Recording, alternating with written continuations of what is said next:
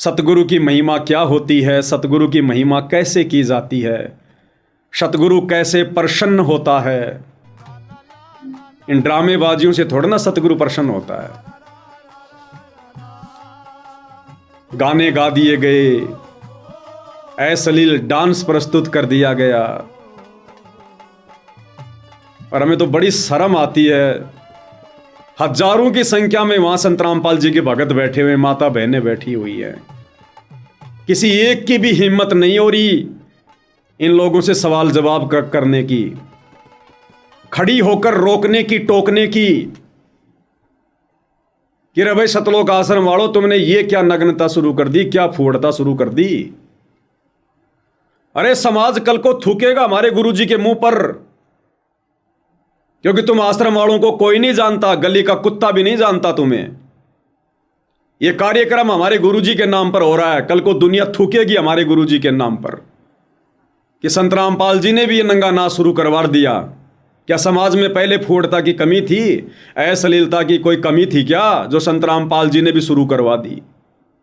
क्या जवाब दोगे, क्या मुंह दिखाओगे? कल को गुरुजी आएंगे, किसी की भी हिम्मत नहीं है, हजारों की संख्या में वहां पर संगत बैठी रहती है। ये कारण क्या है भाई और बहनों, पता आपको? संगत को यह सब बहुत अच्छा लग रहा है। क्यों? क्योंकि संगत को धीरे धीरे धीरे धीरे इसी दिन के लिए काल ने आश्रम वालों से तैयार करवाया था। मीठा जहर खिला खिला के, मीठा जहर खिला खिला के शुरू में जाट आरक्षण में बैठाया, संगत को आदत डाल दी। उसके बाद राजस्थान के गैंगस्टर आनंदपाल सिंह की सीबीआई जांच का समर्थन करवाया, उनकी रैलियों में बैठाया। संगत को धीरे धीरे आदत पड़ गई घूमने फिरने की, मनोरंजन की।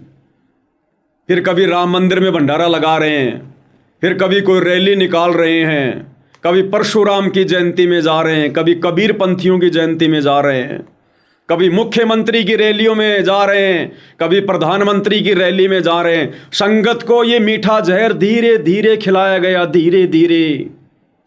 और जब संगत ने कोई ऑब्जेक्शन नहीं किया तो काल प्रेरणा से सतलोक आश्रम वालों की, गुरुदेव के कलयुगी परिवार वालों की हिम्मत बढ़ती चली गई।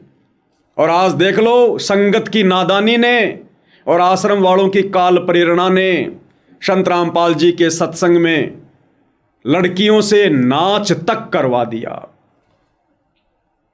आने वाले समय में ये सतलोक आश्रम वाले, गुरुदेव के परिवार वाले मुंह उठाकर किसी के सवालों का जवाब नहीं दे पाएंगे। ये झूठा मान सम्मान है, ये फोटो का मान सम्मान है। ये मार्ग सतगुरु रामपाल जी का इन सतलोक आश्रम वालों की तरफ से तो पाताल में जा चुका है। लेकिन परमात्मा भाई परमात्मा है, मालिक को पता था सब कुछ होगा। परमात्मा ने बरवाला कांड के बाद 7 संगतियां शुरू करवा के परमात्मा चाहने वाली आत्माओं को 7 संगति से जोड़कर अलग ही छांट दिया, अलग रख लिया। जैसे किसान जब खेत से अनाज निकाल कर लाता है तो अगले वर्ष के लिए बीज अलग से निकाल के रख लेता है, वो बीज को छुपा के रखता है, क्योंकि बीज से फिर नई फसल तैयार करनी होती है। तो ये बीज हैं साध संगति से जुड़े भाई बहन, जो आने वाले समय में सतगुरु रामपाल जी का प्रतिनिधित्व करेंगे। तो भाइयों और बहनों, आपने देखा इन सतलोक आश्रम वालों के माध्यम से जिस प्रकार ये नग्नता फैलाई जा रही है। अरे क्या काम था इस औरत का?